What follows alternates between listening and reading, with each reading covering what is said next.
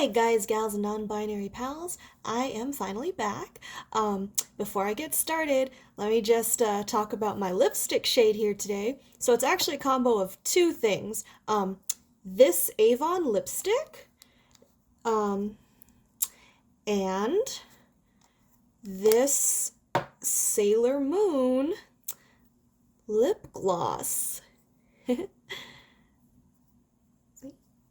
I love the details of the moon on the cap. So actually, this might terrify some people, but that lipstick I just showed you, I've had it since high school, and I'm 31. So that lipstick is close to a decade old, and it still looks the same, smells the same, and feels the same on my lips. And I know that the guidelines for like when to throw out makeup are like, oh, uh you can keep lipsticks for like a few years or whatever, but I'm like, I'm not throwing it out if it looks and feels and is perfectly fine because I've worn it multiple times and I'm fine, no rash, nothing. So I'm like, you know what? Unless it gives me a problem or looks different or it somehow changes in texture or whatever, then I'll throw it out. But until that day, I am keeping it. So lipsticks can last a lot longer. However, I would not take a chance on gloss. So, uh, yeah, just keep that in mind because lipsticks, they can dry out and, you can keep them in like a dry, dark environment and expand its lifespan. But like, especially glosses, if you're dunking like the wand in and stuff, it's like, oh no, there's so much bacteria in there and it's just all bottled up and just no, don't chance it. So yeah, that's my little tangent about makeup. Oh, and also I applied it using this adorable mirror. Um, so I got it from one of my best friends for Christmas, and it even lights up. And it's supposed to mimic natural light, so you can tell what your makeup looks like in the most natural light possible. So I love it. Thank you, Jess, for that present. I get a lot of use out of it. And now, enough about my makeup. Time to get into chapter 9. The Crow and the Bean Field. The sun rose while they were still lying in the thorn. Already, several of the rabbits were asleep, crouched uneasily between the thick stems, aware of the chance of danger, but too tired to do more than trust to luck. Hazel, looking at them, felt almost as insecure as he had on the river bank. A hedgerow in open fields was no place to remain all day. But where could they go? He needed to know more about their surroundings. He moved along the hedge, feeling the breeze from the south, and looking for some spot where he could sit and scent it without too much risk. The smells that came down from the higher ground might tell him something. He came to a wide gap which had been trodden into mud by cattle. He could see them grazing in the next field, further up the slope. He went cautiously out into the field, squatted down against a lump of thistles, and began to smell the wind. Now that he was clear of the hawthorn scent of the hedge and the reek of cattle dung, he became fully aware of what had already been drifting into his nostrils while he was lying among the thorn. There was only one smell on the wind, and it was new to him, a strong, fresh, sweet fragrance that filled the air. It was healthy enough. There was no harm in it. But what was it, and why was it so strong? How could it exclude every other smell in open country on a south wind? The source must be close by. Hazel wondered whether to send one of the rabbits to find out. Dandelion would be over the top and back almost as fast as a hare. Then his sense of adventure and mischief prompted him. He would go himself and bring back some news before they even knew he had gone. That would give Bigwig something to bite on. He ran easily up the meadow towards the cows. As he came, they raised their heads and gazed at him all together for a moment before returning to their feeding. A great black bird was flapping and hopping a little way behind the herd. It looked rather like a large rook, but unlike a rook, it was alone. He watched its greenish, powerful beak stabbing the ground, but could not make out what it was doing. It so happened that Hazel had never seen a crow. It did not occur to him that it was following the track of a mole in the hope of killing it with a blow of its beak, and then pulling it out of its shallow run. If he had realized this, he might not have classed it light-heartedly as not hawk, that is, anything from a wren to a pheasant, and continued on his way up the slope. The strange fragrance was stronger now, coming over the top of the rise in a wave of scent that struck him powerfully, as the scent of orange blossom in the Mediterranean strikes a traveler who smells it for the first time. Fascinated, he ran to the crest. Nearby was another hedgerow, and beyond, moving gently in the breeze, stood a field of broad beans in full flower. Hazel squatted on his haunches and stared at the orderly forest of small glaucous trees with their columns of black and white bloom.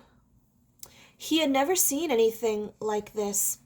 Wheat and barley he knew, and once he had been in a field of turnips. But this was entirely different from any of those, and seemed somehow attractive, wholesome, propitious. True, rabbits could not eat these plants. He could smell that. But they could lie safely among them for as long as they liked, and they could move through them easily and unseen. Hazel determined then and there to bring the rabbits up to the bean field, to shelter and rest until the evening. He ran back and found the others where he had left them. Bigwig and Silver were awake, but all the rest were still napping uneasily. "Not asleep, Silver?" he said. "It's too dangerous, Hazel," replied Silver. "I'd like to sleep as much as anyone, but if we all sleep and something comes, who's going to spot it?" "I know. I found a place where we can sleep safely for as long as we like." "A burrow?" "No, not a burrow. A great field of scented plants that will cover us, sight and smell, until we're rested. Come out here and smell it if you like." Both rabbits did so.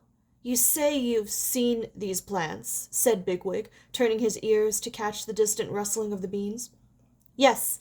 They're only just over the top. Come on, let's get the others moving before a man comes with a roo-doo-doo, or they'll scatter all over the place."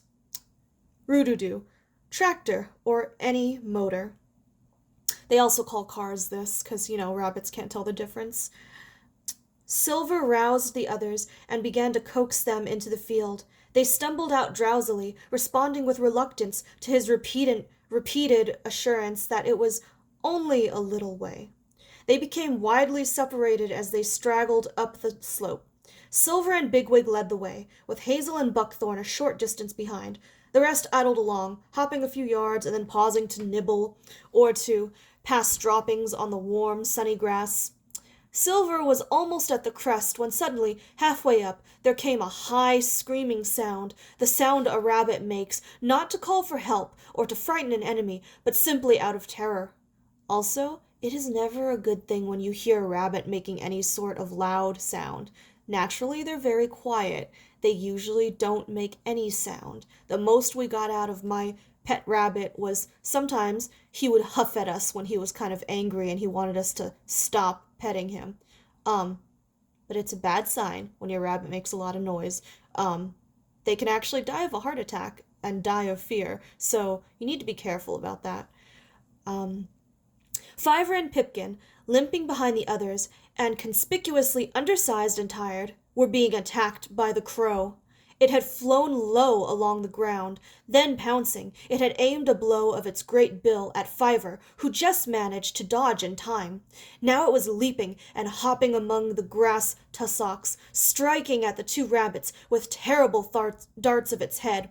Crow's aim at the eyes, and Pipkin, sensing this, had buried his head in a clump of rank grass and was trying to burrow further in. It was he who was screaming.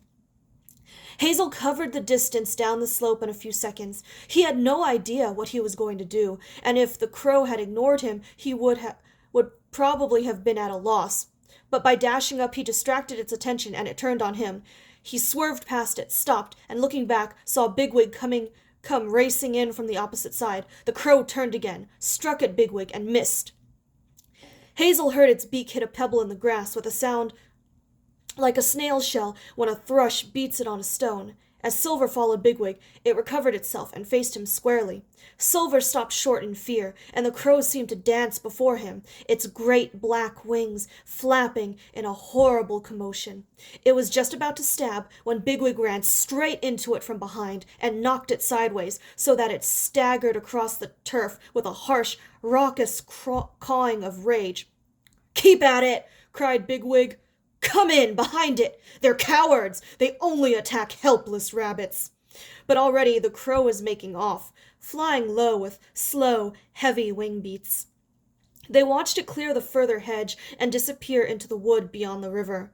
In the silence there was a gentle, tearing sound as a grazing cow moved nearer. Bigwig strolled over to Pipkin, muttering a ribald Owsla lampoon. I have no idea what that means. I guess that's more English slang or just English vocabulary that I am not aware of as an American. Hoy, hoy, you emblier, frere, maison, oule, fracas, vrere? Hoy, hoy, the stinking thousand. We meet them even when we stop to pass our droppings. "Come on, Flowru," he said. "You can get your head out now. Having quite a day, aren't we?" He turned away, and Pipkin tried to follow him. Hazel remembered that Fiver had said he thought he was injured.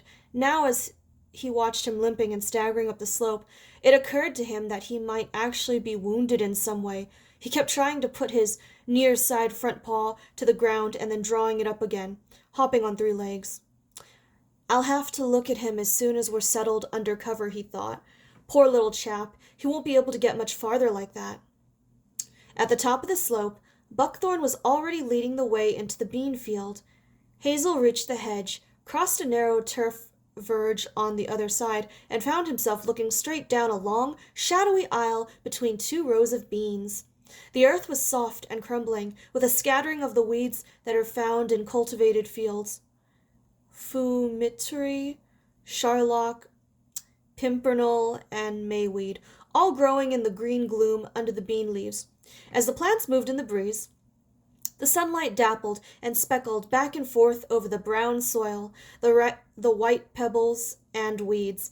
Yet in this ubiquitous restlessness there was nothing alarming, for the whole forest took part in it, and the only sound was the soft, steady movement of the leaves. Far along the bean row, Hazel glimpsed Buckthorn's back and followed him into the depths of the field. Soon after, all the rabbits had come together in a kind of hollow. Far around on all sides stood the orderly rows of beans, securing them against hostile approach, roofing them over and covering their scent. They could hardly have been safer underground. Even a little food could be had at a pinch, for here and there were a few pale twists of grass, and here and there a dandelion. "We can sleep here all day," said Hazel, "but I suppose one of us ought to stay awake, and if I take the first turn, it'll give me a chance to have a look at your paw. Hlawru, I think you've got something in it." Pipkin, who was lying on his side, breathing quickly and heavily, rolled over and stretched out his front paw, underside turned upward. Hazel peered closely into the thick, coarse hair. A rabbit's foot has no paws. It's true, it's just fluffy and furry. And after a few moments saw what he had expected, the oval shank of a snapped-off thorn sticking out through the skin. There was a little blood, and the flesh was torn. "You've got a big thorn in there, Hallow. No wonder you couldn't run. We'll have to get it out." Getting the thorn out was not easy, for the foot had become so tender that Pipkin winced and pulled away even from Hazel's tongue, but after a good deal of patient effort, Hazel succeeded in working out enough of the stump to get a grip with his teeth. The thorn came out smoothly and the wound bled. The spine was so long and thick that Hawkbit, who happened to be close by, woke Speedwell to have a look at it. "Frith above, Pipkin," said Speedwell, sniffing at the thorn where it lay on a pebble. "You'd better collect a few more like that. Then you can make a notice board and frighten Fiver. You might have poked the Lendry's eye out for us, if only you'd known." "Lick the place, Hallow," said Hazel. "Lick it until it feels better, and then go to sleep." And that's the end of chapter 9. Thanks, everyone. Also, before I forget, my mom cut my hair. So, look, it is much shorter than it used to be. I think she did a pretty good job. I like how my mom can do layers for me, and she can even thin my hair too. She has in the past.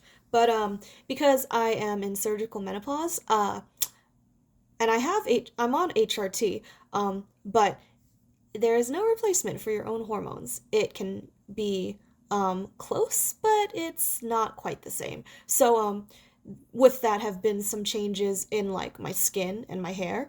I've noticed that my hair is a little thinner, but the trade-off is that it is much less oily. And honestly, I'm fine with the trade-off of having slightly thinner hair because my hair naturally was really thick and I had to thin it whenever I got a haircut, otherwise it looked like a bush. So I am fine and happy with that trade-off. And yeah, those are all the new things with me. So I'll see you guys later. Bye.